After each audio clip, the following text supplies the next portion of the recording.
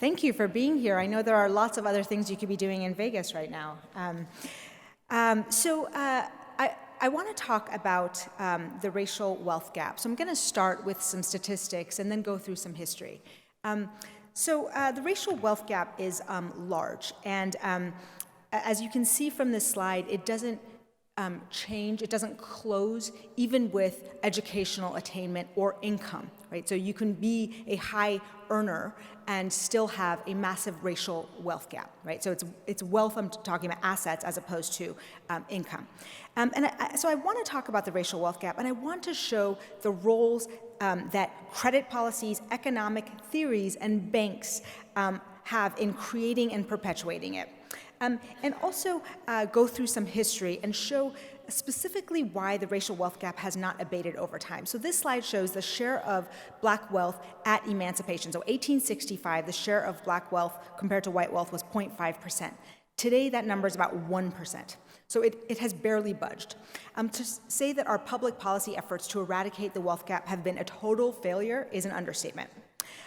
In the book, I try to show that it is partly the myths that we tell about markets that present the biggest obstacles to closing the racial wealth gap and achieving economic justice. For example, the promise of free market capitalism is that it does not discriminate. So whether you're talking to Karl Marx or Adam Smith, whether you're pro-capitalism or anti-capitalism, the basis of capitalism is that free markets offer equal opportunity to all to trade and prosper based on one's skill and ability to produce. Yet, history reveals that, in fact, markets do discriminate, or alternatively, that the American economy has never borne any resemblance to a free market. For most of our history, and as I demonstrate in a little bit and in the book, blacks have been excluded from occupations, schools, neighborhoods, and trades, and their property was not protected by law. In each historical moment when wealth was being created, whether it was through Homestead Acts, through the FHA mortgage credit, or other sort of wealth-building programs, which I'll get to in a second, black communities were shut out of land and wealth accumulation. Moreover, at certain pivot points in history, specifically during Reconstruction and the Civil Rights era, and I'll talk about both, where black communities were demanding state intervention and capital to remedy past injustice, the rhetoric of free market capitalism was used as a weapon to undercut some of these claims. Instead of real reform, black communities were offered self-help markets of sort of segregated banks, black banking, black business. In other words, leaders upholding the dominance of market institutions sort of promised that the market would fix the problems created by law and backed by private violence. So this is the history that I want to cover real quick and show how the economy that was based on racial subordination would perpetually avoid and block black capital accumulation. So I want to start with Reconstruction. Skip that one. During Reconstruction, the freedmen were expected to make the transition from being capital to being capitalists, right? Freedmen and their abolitionist allies demanded land as a form of reparations, and of course as a punishment, right, to the treasonous Confederates. Without land, they argued, freedom and justice would be meaningless, and participation in capitalism would be a farce. President Andrew Johnson vetoed the land grant and the Freedmen's Bill, except for one provision, which I'll get to in a second.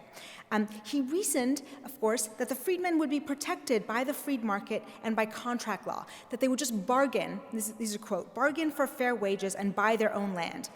So this was either unbelievably naive or incredibly cynical.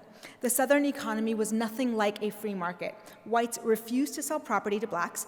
Southern legislators, lawyers, and judges drafted laws governing every aspect of black labor. They restricted blacks from skilled trades. Vagrancy laws were prevalent.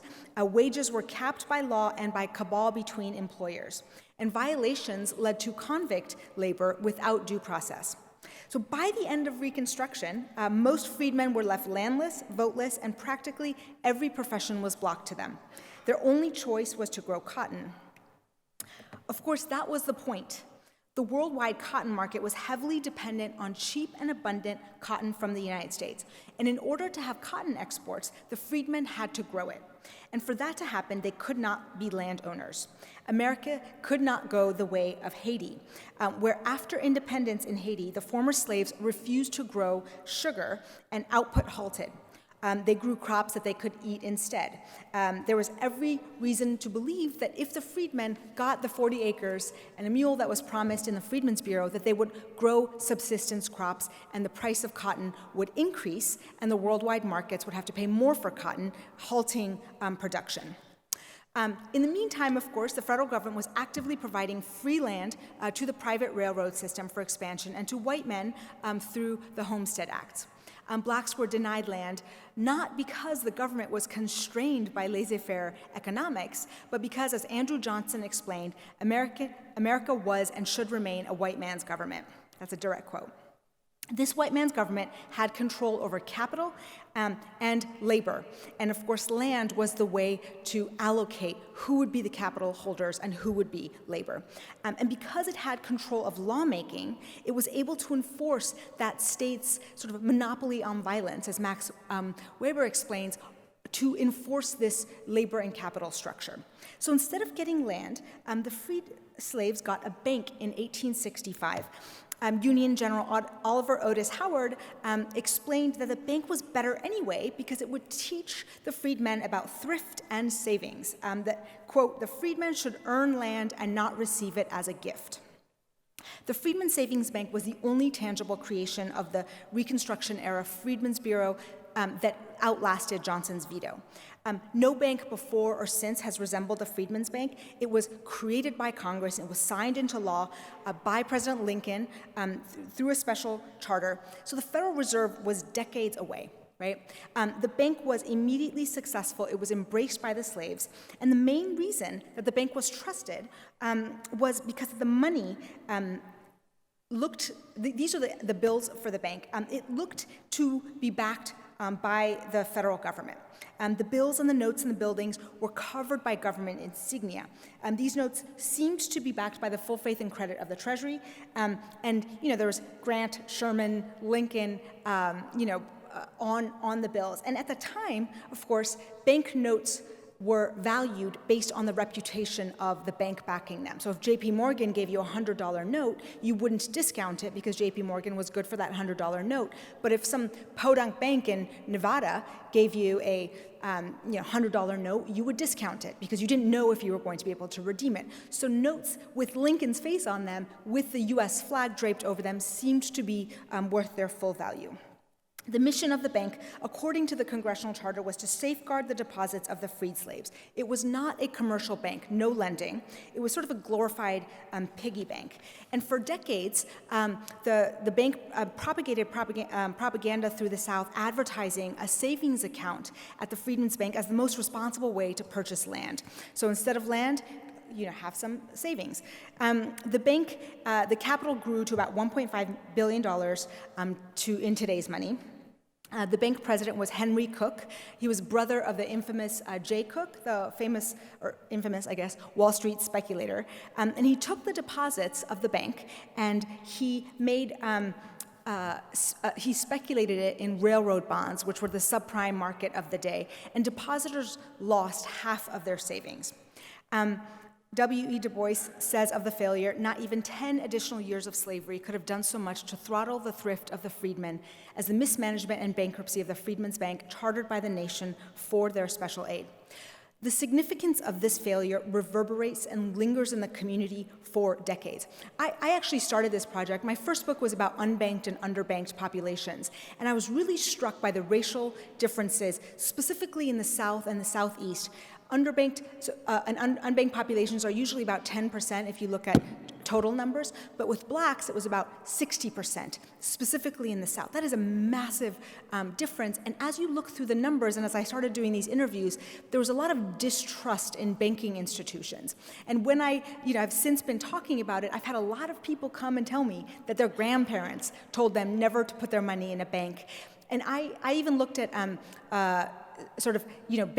bankers in the 70s and 80s talking about how difficult it was to get deposits, and they brought up the Freedmen's Bank. So this was not, it was not a failure that kind of went away and people just moved on. It was significant, especially because these wages were very hard earned. This was the era of sharecropping. So by the time the Freedmen's Bank failed, disenfranchisement of the black population was complete. The rights written into the 13th, 14th, and 15th Amendments were nullified by legislatures, courts, and of course the paramilitary violence of the Klan.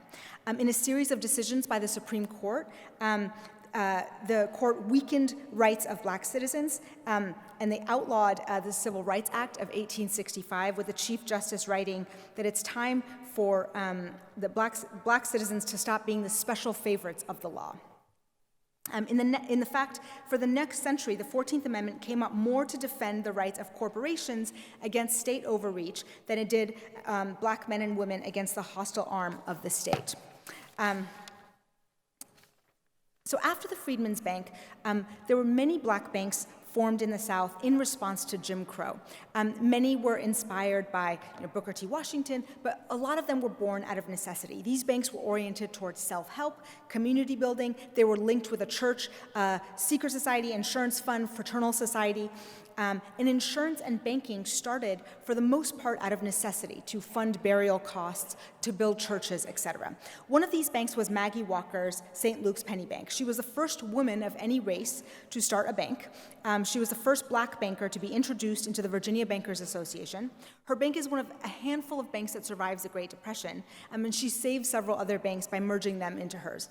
It's Black History Month, so I thought I would highlight an excellent black banker before I go back into this history. By 1910, there was this great migration north that was met with segregation, which led to concentrated black populations in northern cities, which of course led to a demand for black banks. This was the heyday of black banking between 1910 and the Great Depression, 1930. Segregation was almost total and complete.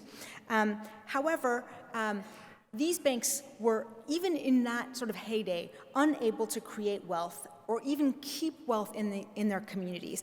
And because I'm speaking to people who understand finance, I'll sort of skip over the explanations, but basically the depositors of black banks were small and volatile depositors, right? So if a bank has a ton of small deposits that are constantly coming in and out because of the incomes were low, the wealth was low in these communities, they have higher overhead costs, and they have to offset those risks through assets that are more safe or reserves, and that kind of takes money away from the banks. More importantly is their assets were on home mortgages in segregated neighborhoods that even in the Roaring 20s could not retain their values. So the first black families to move into a white neighborhood paid a premium to purchase. Once a neighborhood tipped into a black neighborhood, and the tipping point was around 5%, so even 3 black families could tip a neighborhood into a black neighborhood, and white flight led to a free fall in property values. Unfortunately, this is still the case. Black homes in black neighborhoods do not increase in value at the same rate or at all in many communities. Further, you had several banks like Chase Manhattan that had locations in Harlem where they would happily take deposits and they would lend in downtown. They explained that there's just too high risks in these spaces.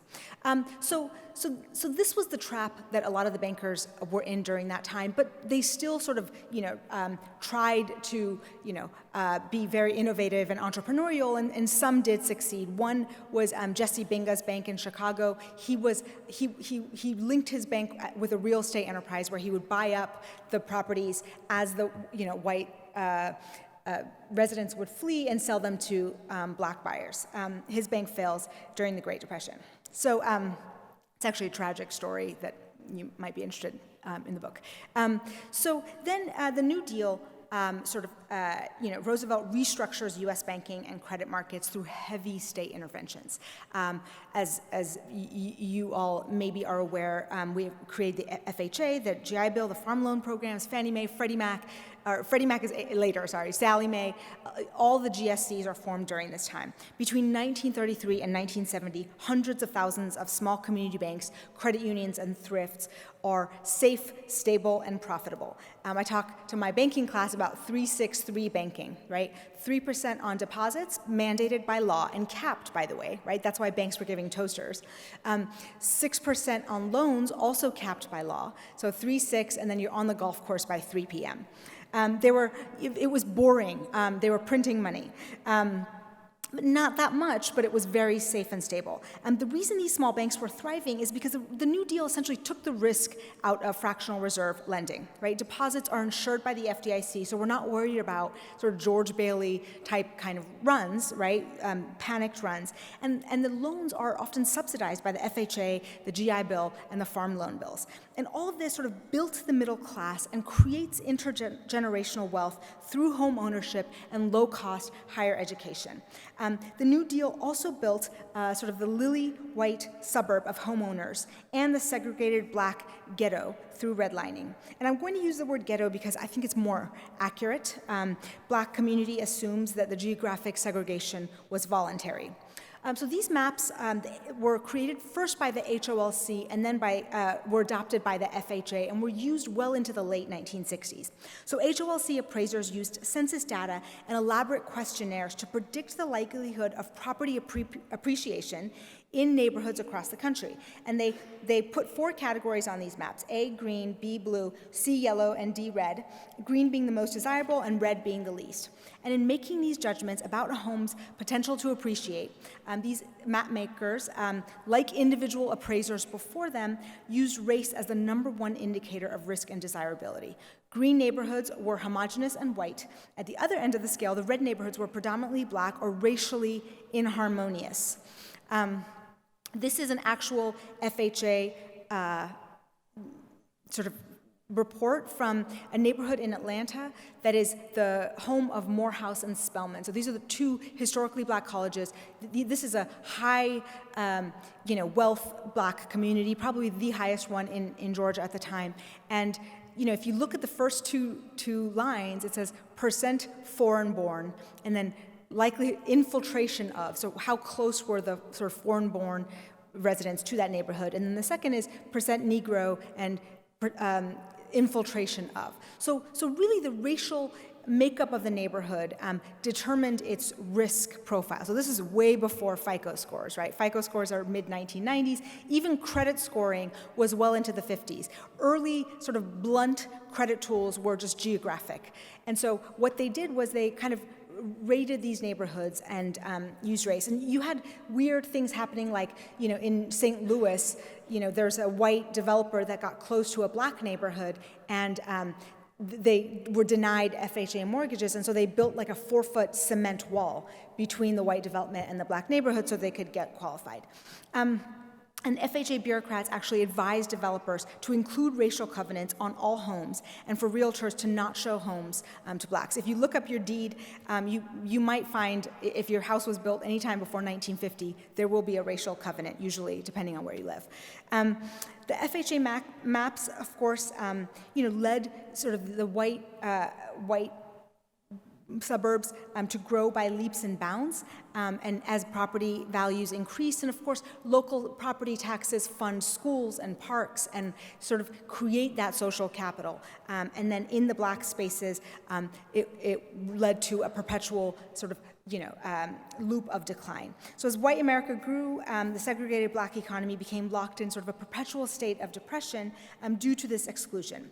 On top of the FHA mortgage loans, there was another market in consumer credit created during this time. So the FHA had a consumer loan guarantee that was short-lived because what happened quickly thereafter is a secondary market in consumer credit that was developed. And this type of credit is a revolving credit card credit that develops alongside the FHA mortgages, but is no longer linked to the government programs after about 5 or 10 years. And what is happening in the white suburbs with the growing wealth is this, the credit card and your ability to go to Montgomery Ward or Sears and get a credit card that revolves every month. And what that does is it allows the issuer of the credit to sell that to the secondary market, reducing the risk. In the black ghettos, there was only installment credit, right? Revolving credit cards were not issued in those spaces, and also there's lower wealth, right? So there isn't a home. You're paying, at the time of the New Deal, everyone was sort of wage earners in New York, let's say, and the white person who can go to, Levittown and get a mortgage is paying, $35 on a mortgage, and that's building, equity in the home, where the black tenants are staying in the city and paying $50 in rent. So you're paying more, and then you also have less equity being built. So consumers with little wealth in these spaces bought most necessities, including medical care, on installment credit. And the way these contracts were structured was that the goods purchased were bundled together, and each payment went to pay off a slice of the total interest and principal. So if a few payments were missed, the borrower would be deemed in default of the entire bundle of goods. So this was done through contract law. And the default involved, repo men and criminal penalties, sometimes threats of bodily injury. It was much different than credit cards. So because of the high cost of credit, these residents were paying 5 times more for lower quality goods and services. So this is where the seeds of the civil rights movement are planted. Before there was a Montgomery bus boycott, there were boycotts and protests of these installment credit arrangements. So in Harlem, boycotts were even sanctioned by the courts and a few community groups that teamed up with legislatures to process these reforms. In the meantime, the civil rights movement picks up heat with the establishment of several black banks that are created for sort of protest and boycott.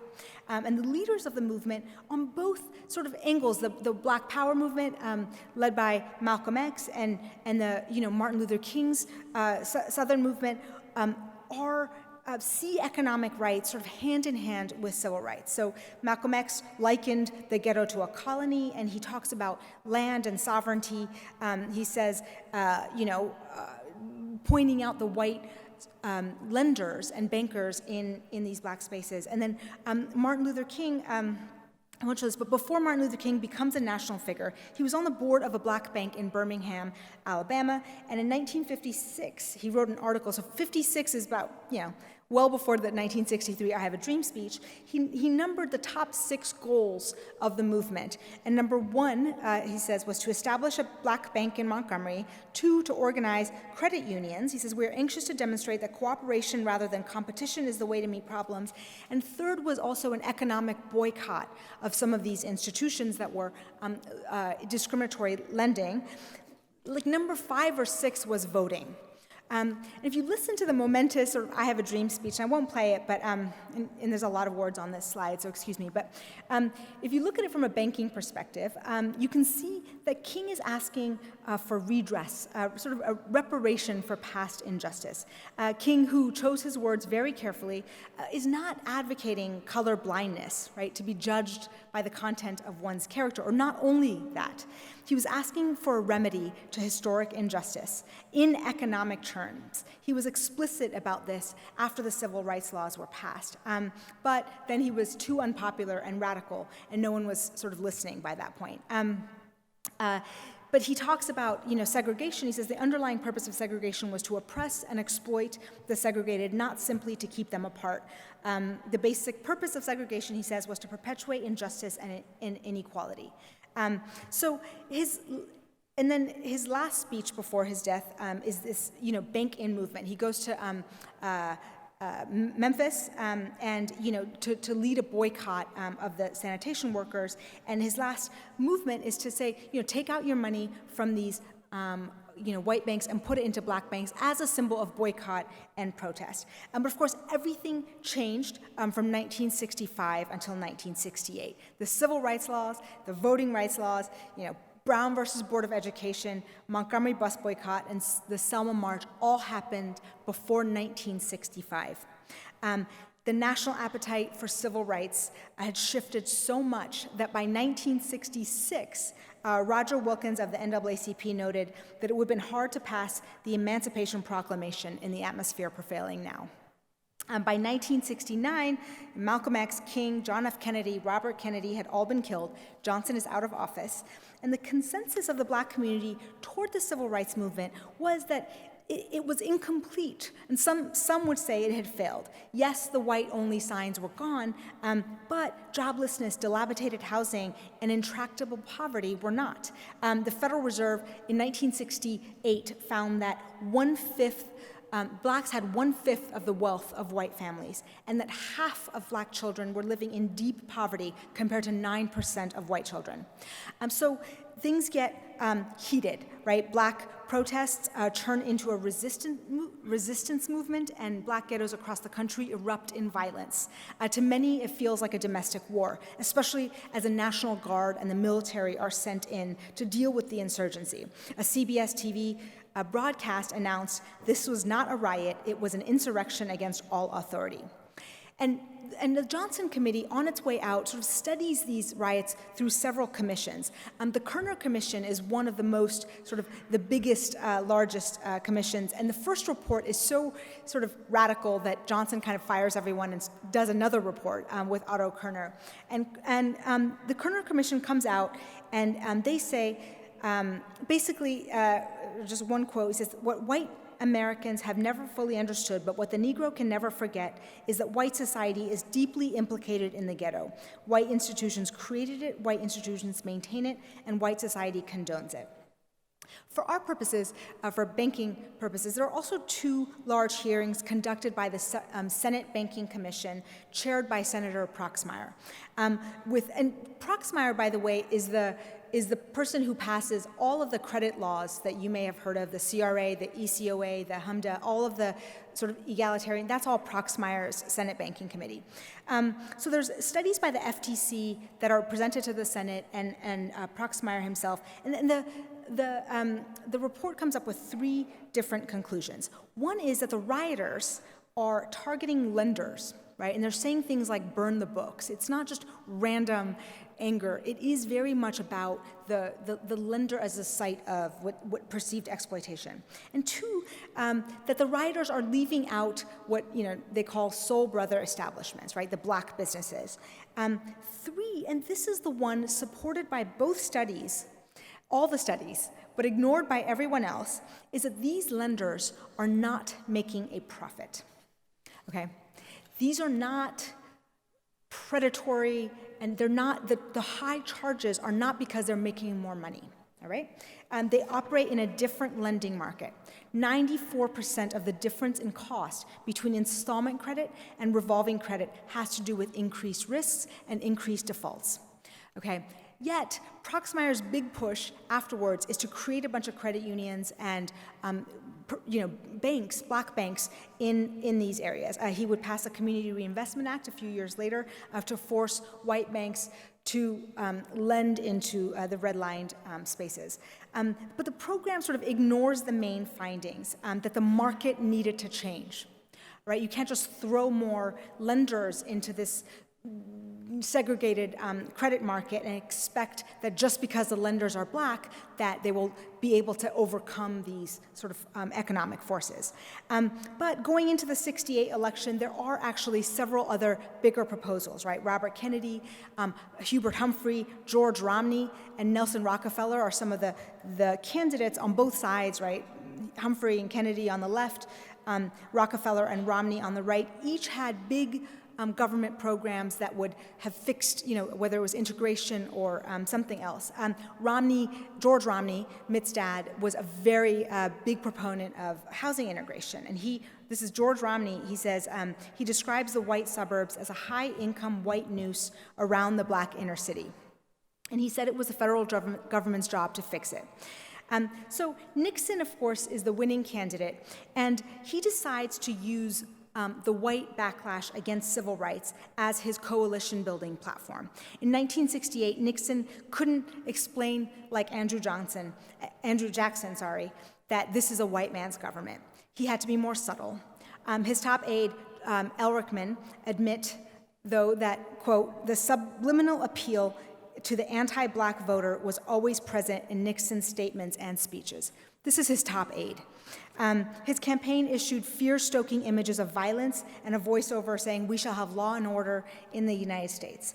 And to defeat economic reforms, he used a strategy called black capitalism. And I actually have this ad Can it be played? Richard Nixon speaks on black capitalism. It's no longer enough that white-owned enterprises employ a greater number of Negroes, whether as laborers or middle management personnel. This is needed, but it has to be accompanied by an expansion of black ownership, of black capitalism. We need more black employers, more black businesses. Integration must come, but in order for it to come on a sound and equal basis, the black community has to be built from within, even as the old barriers between black and white are dismantled from without. We have to get private enterprise into the ghetto, but at the same time, we have to get the people of the ghetto into private enterprise as workers, as managers, as owners. These past few years have been a long night of the American spirit. It's time we let in the sun. It's time to move past the old civil rights and to bridge the gap between freedom and dignity, between promise and fulfillment. The preceding pre-recorded political announcement was paid for by the Michigan-Nixon Agnew Committee. I would say that the commercials have gotten a lot better for candidates these days. But that was Nixon's message, and what he does is he co-opts the language of the Black Power movement. He says, yes, Black Power, yes, Black autonomy, but through Black capitalism. And what does it mean? Well, it's such a vague proposal that it appeals to everybody. And you know, in the archives, I've been in the Nixon archives for months, and this last line of this ad, it says, it's time to move past the old civil rights. The first version said, forget civil rights, and then someone crossed over it and put on, it's time to move beyond, and then it's time to move past the old civil rights. But Nixon put it more bluntly in his promise to Southern Republicans, and this is also in his archives. He said he would lay off the pro-Negro crap if elected president. So in order to see how great a tactical political diversion this was, it is important to understand the context surrounding Black capitalism and the other plans not taken. And the reason I'm dwelling on this is it will be apparent in a second.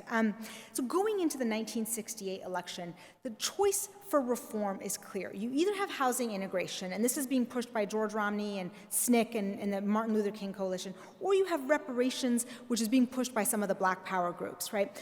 Both of these things are being actively pursued.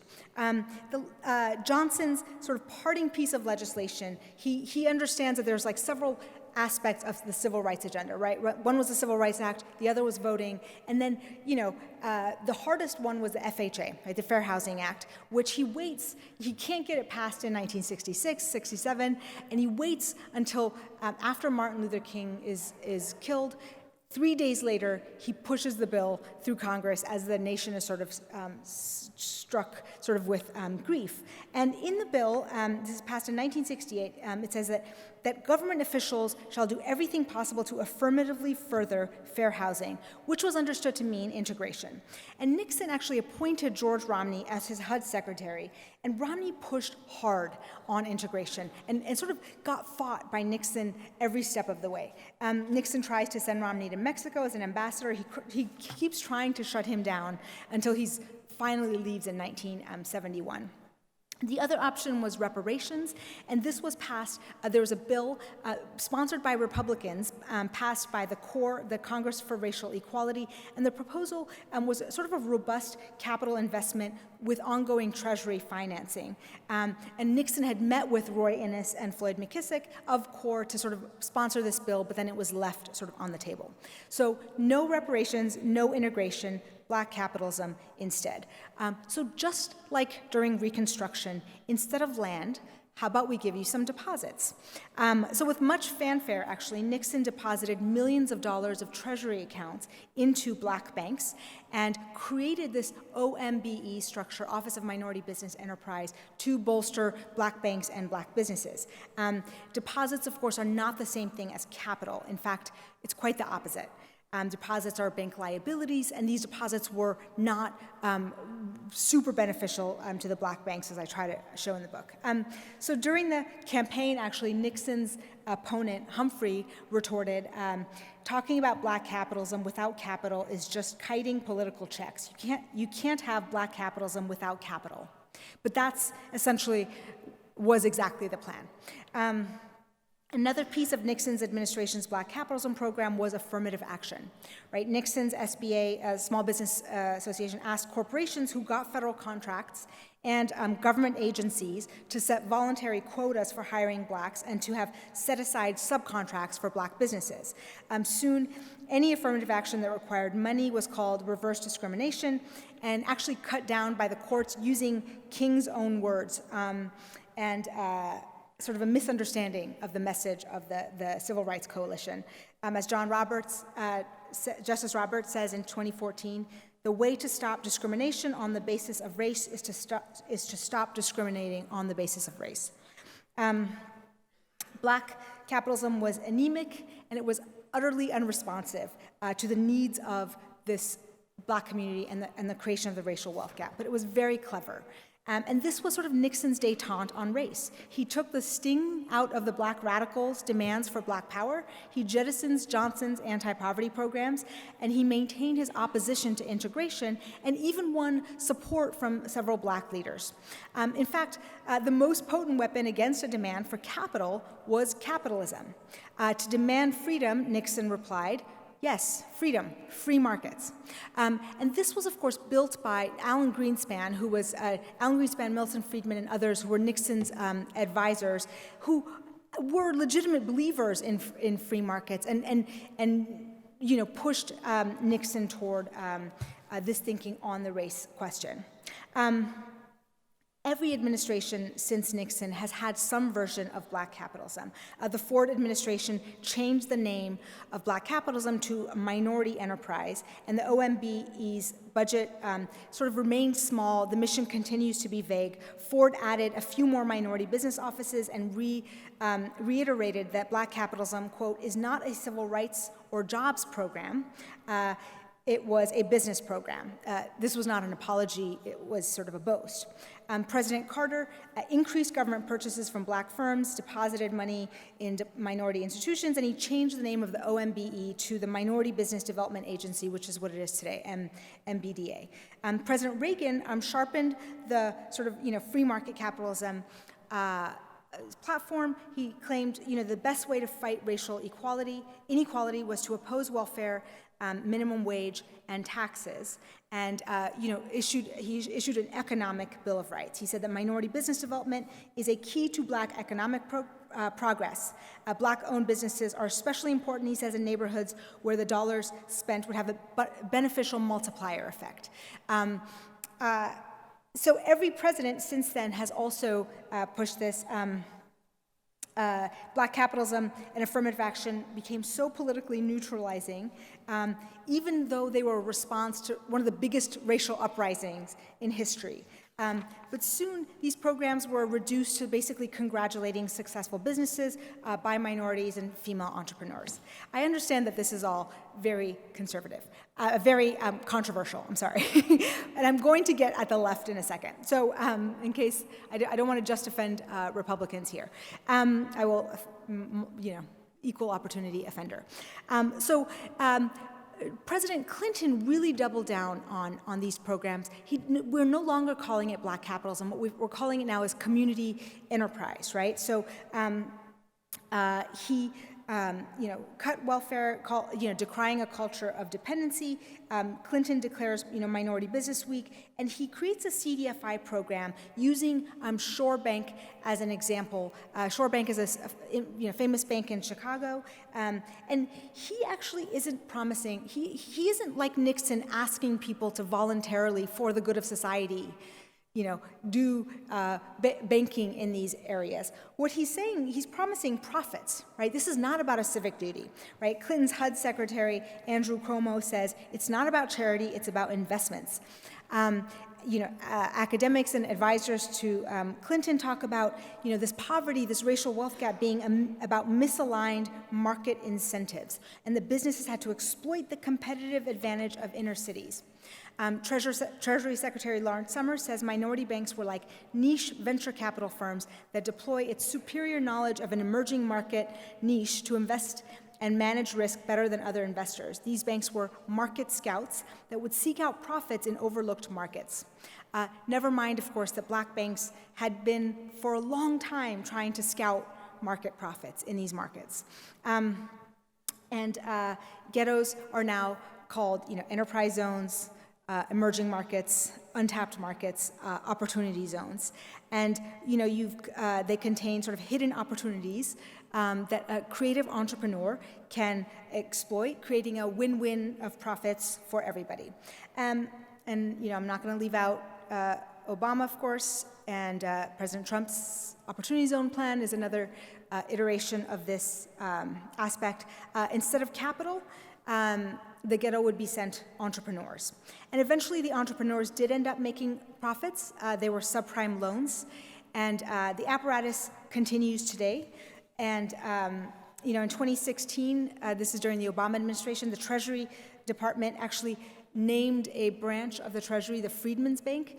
And as they were sort of christening it the Freedmen's Bank wing of the Treasury, they sort of seemed to, forget that the history of the Freedmen's Bank was a tragic one, and sort of talked about how, this was an example of, government help. Meanwhile, after the subprime crisis blew up, Black communities lost 53% of their wealth, mostly through subprime loans, which were disproportionately given to Black borrowers. Because, of course, the credit market shifted at some point, right? From avoiding Black spaces because they're high risk and because they're low profit, to once we're seeking high risk, we're going to send mortgage brokers into those areas to sell our most advantageous loan packages, which was the 5-1 ARMs and the very high interest loans. By 2009, 35% of Black families had zero to negative wealth. And of course, the subprime crisis led to many home losses that have never been recovered. Right? So we talk about this great recovery. What we talk about generally is stock markets, not some people who lost their home and still can't find work. Former Congressman Brad Miller called the crisis and the resulting loss of homes an extinction event for the Black community.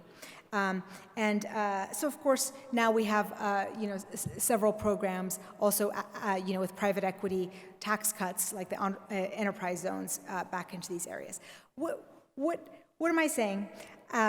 What I'm saying in general is that we have to shed these destructive myths that just free market capitalism will fix a problem that public policy created.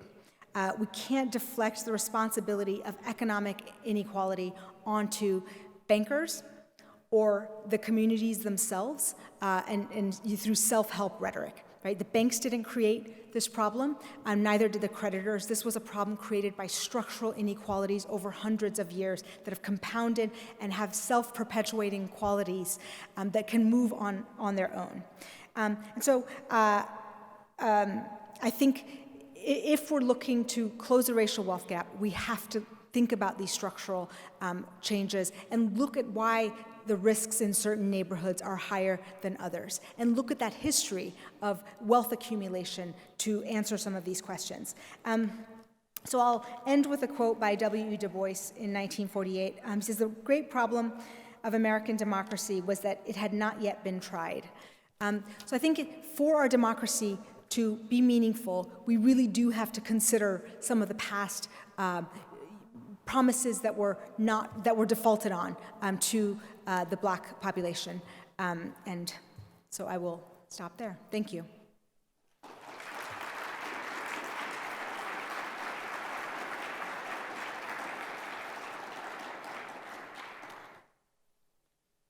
think there's a question.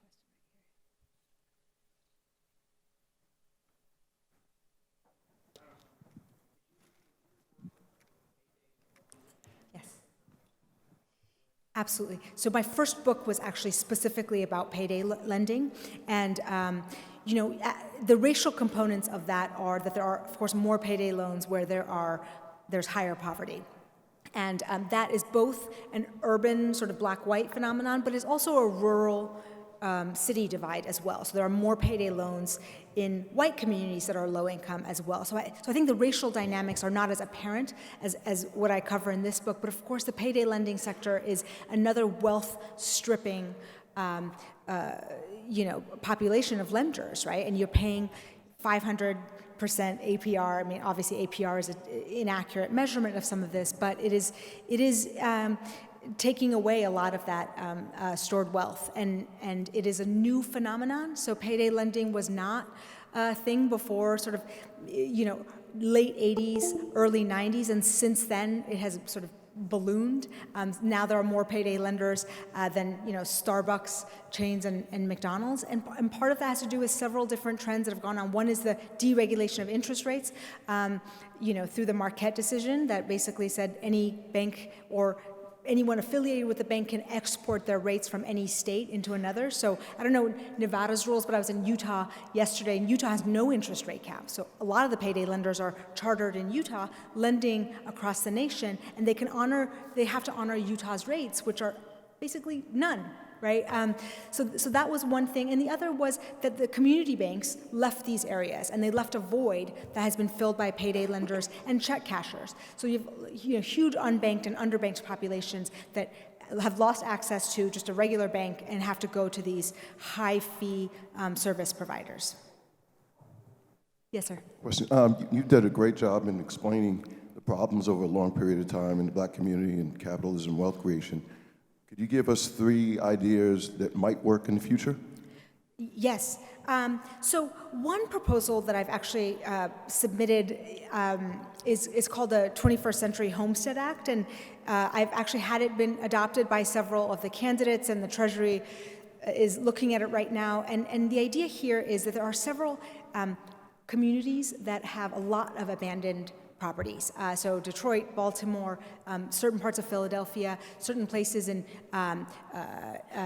Florida, Ohio. So the idea is that these properties are either land banked or they're owned by sort of private equity firms at sort of bottom rates, right? So $3,000, wholesale property purchases in Detroit, for example. So the plan is to use Treasury financing, a bond issue, and you would buy up these properties, redevelop, and grant them to residents of formerly redlined communities through a fund that would sort of self-perpetuate, like the FHA fund, right? Create guarantees to create some private capital. But the essential component here is that the equity would be owned by the people who were deprived of the FHA loans in the first place, so Black communities in formerly redlined spaces.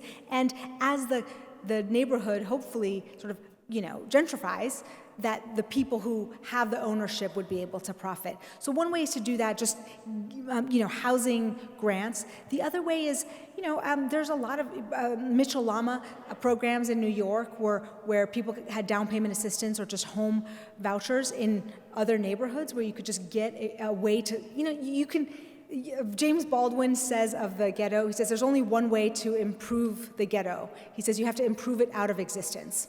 Right? We still have a segregated housing market, and property values are very much determined by the race of your neighbors, and we sort of value that exclusion, and we peg it to schools. Right? There are schools that some of us won't send our kids to, that are less funded than the schools that we do send our kids to.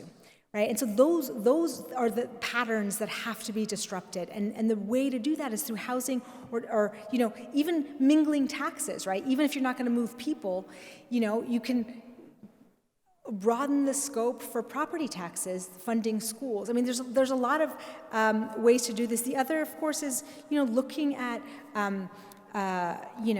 actual capital allocation programs through there's several ways to do it. I just think mainly the burden is political will, and that's sort of why I tell the story that I do, is to sort of dispel this idea that Black populations are poorer because they just haven't tried as hard, and there are some inherent lacks in those populations, or that poverty is a choice, as Ben Carson famously just recently said. So that's the myth I'm trying to dispel.